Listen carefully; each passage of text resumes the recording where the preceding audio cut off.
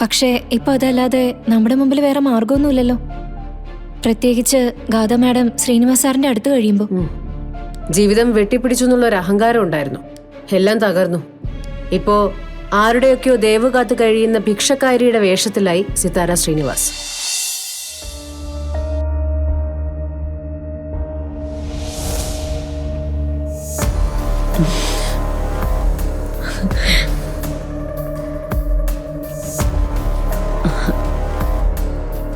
വാ.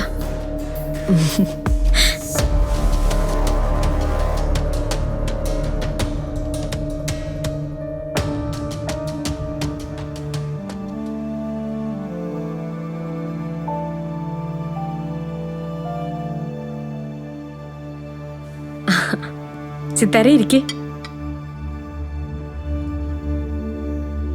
ഉള്ളുകൊണ്ട് നല്ല സ്നേഹത്തില രണ്ടുപേരും. പലപ്പോഴും അതെനിക്ക് ബോധ്യായതാണല്ലോ. പക്ഷെ പറഞ്ഞിട്ടെന്താ, ഇടയ്ക്ക് ഗാഥയുടെ ആ മാറ്റം ഉണ്ടല്ലോ, അവിടെയാ കുഴപ്പം വരുന്നത്. ആ ഒരു പ്രശ്നം കൂടി ഇല്ലായിരുന്നെങ്കിൽ നമ്മൾ കാണുന്നതില് ഏറ്റവും നല്ല ദമ്പതികള് ഇവരായിരുന്നു എന്ന് പറയാം. സിത്താരയ്ക്ക് എന്താ തോന്നുന്നേ? അതെ സുമിത്ര, എനിക്കും അങ്ങനെ തന്നെ തോന്നുന്നേ. ഇനി എന്തായാലും സുമിത്ര മാഡത്തിന്റെ നവീന്റെ ആഗ്രഹം പോലെ ഗാഥ മാഡത്തിന് പെരുമാറാൻ പറ്റട്ടെ, അല്ലേ മാം? എല്ലാം ശരിയാവും, അല്ലാതെ എവിടെ പോവാനാ?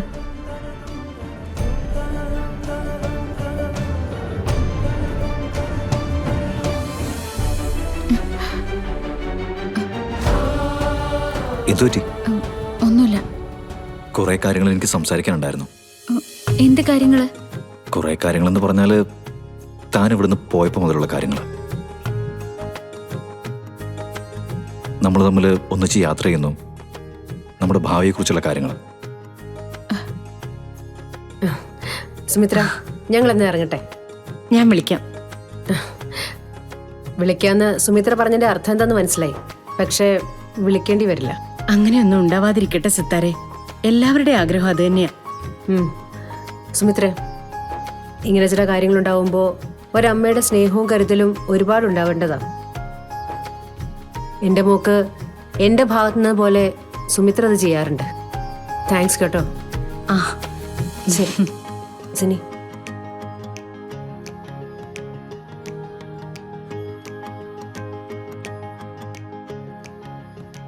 എന്താ പറയാനുള്ളത്? തിരക്കെന്തിനാ, പറയാം. എനിക്ക് മുത്തശ്ശിയുടെ അടുത്തൊന്ന് പോണായിരുന്നു. മുത്തശ്ശിയുടെ അടുത്ത് നമുക്ക് ഒരുമിച്ച് പോവാം. ഇല്ല, എനിക്ക് മുത്തശ്ശിയെ തനിച്ചൊന്ന് കാണണമായിരുന്നു. എന്നാ എനിക്ക് തന്നോടൊരു കാര്യം പറയാനുണ്ട്. രഹസ്യ. പറഞ്ഞു. അത് പിന്നെ എന്താ?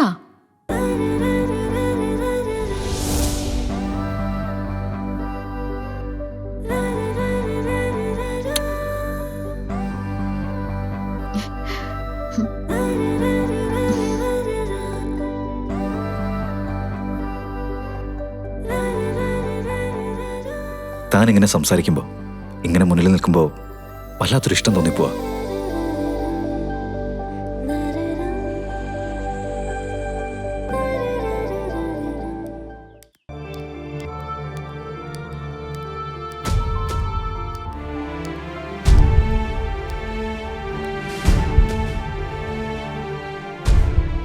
മാം പോവണ്ടേ? ഞാൻ കൃഷ്ണനെക്കുറിച്ചും നവീനെക്കുറിച്ചും ചിന്തിക്കുകയായിരുന്നു. അവർ തമ്മിൽ വല്ലാതെ അടുത്തിരിക്കുന്നു അല്ല സിനി? മാം അത് നവീൻ അവളോട് ഇത്രയും സ്നേഹം കാണിക്കുമ്പോൾ കൃഷ്ണയും ഒരുപക്ഷെ നവീനെ സിൻസിയറായിട്ട് സ്നേഹിക്കുന്നുണ്ടാവും. എന്താ ഇപ്പൊ മാമിന് അങ്ങനെ തോന്നാൻ? അങ്ങനെ സംഭവിച്ചാലും എനിക്ക് അവളെ കുറ്റം പറയാനൊന്നും പറ്റില്ല. അവളെ കുരുക്കിലേക്ക് തള്ളിയിട്ടത് ഞാനാ. ആവശ്യം കഴിഞ്ഞ് യാത്ര പറഞ്ഞ് അവളെ ഇറങ്ങിയിട്ടും വീണ്ടും വീണ്ടും ഞാൻ അവളെ ചെന്ന് കണ്ടു. ഈ വേഷം കെട്ടാനായിട്ട് നിർബന്ധിച്ചു. അവള് സത്യസന്ധയാ, പറഞ്ഞ വാക്ക് പാലിക്കുന്നവളാ. അവളല്ല മറ്റൊരു പെണ്ണാണെങ്കിൽ ഒരുപക്ഷെ ഈ സമയത്തിനകം നവീനോടൊപ്പം ജീവിച്ചു തുടങ്ങിയേനെ. ശരിയാണ് മാം. കൃഷ്ണ കാണിക്കുന്ന മനസ്സിന്റെ നിയന്ത്രണം അത് മറ്റാരെ കൊണ്ട് സാധിക്കില്ല. എനിക്കത് മനസ്സിലാവും. പക്ഷെ ഒട്ടും മനസ്സിലാകാതെ പോകുന്നത് ഗാഥ മാഡത്തിനാ. എല്ലാം അവളുടെ തെറ്റാ. കൃഷ്ണ തെളിച്ചു കൊടുത്ത പാതയില് വെറുതെ നടക്കേണ്ട ചുമതല മാത്രമേ അവക്കുണ്ടായിരുന്നുള്ളൂ. പക്ഷെ അവക്കത് സാധിക്കുന്നില്ല.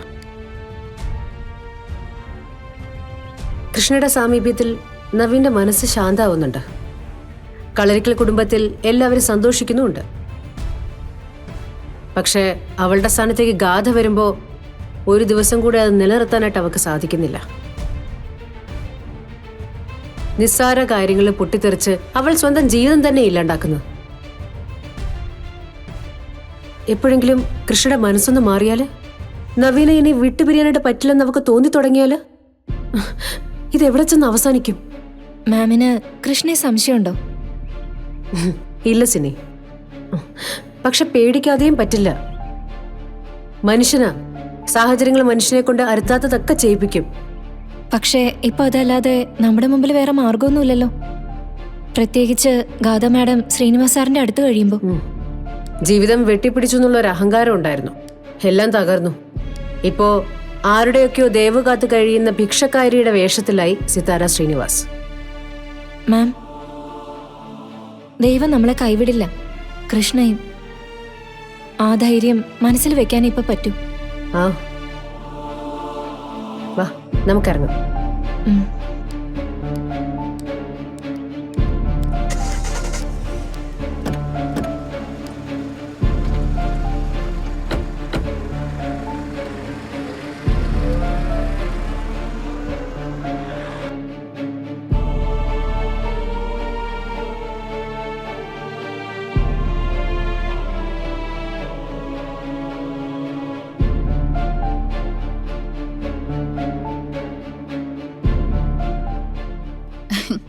മുത്തശ്ശി,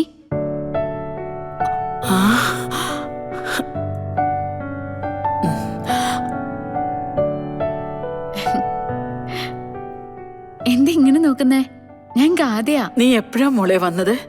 ആരുടെ കൂടെയാ വന്നത്? വന്നപ്പോഴെന്താ മുത്തശ്ശിയെ വിളിക്കാതിരുന്നത്? അതിനെന്താ ഇത്രയും തിടുക്കം കാണിക്കുന്നേ? ഞാൻ മുത്തശ്ശിയുടെ അടുത്ത് തന്നെ ഇല്ലേ? ഉണ്ട്. ഇനി വിട്ടുപോവില്ലെന്നൊരുറപ്പ് അതുകൂടി ഉണ്ടായാ മതി. അങ്ങനെ തന്നെയാ മുത്തശ്ശി, ഗാഥമോളുടെ ആഗ്രഹം. ഉം. എല്ലാവരെയും കണ്ടോ മോളെ? ആ, കണ്ടു. നന്നായി. അല്ല, നവീനെ കണ്ടില്ലേ? അവന്റെ അടുത്ത് ചെന്നിരുന്നില്ലേ? കണ്ടു, സംസാരിക്കുകയും ചെയ്തു. അവന്റെ മുഖത്ത് നോക്കുമ്പോ തന്നെ സങ്കടാവുന്നു. എന്തെങ്കിലും സംസാരിച്ചാ അവന്റെ കണ്ണ് നിറയുന്നത് കാണാം.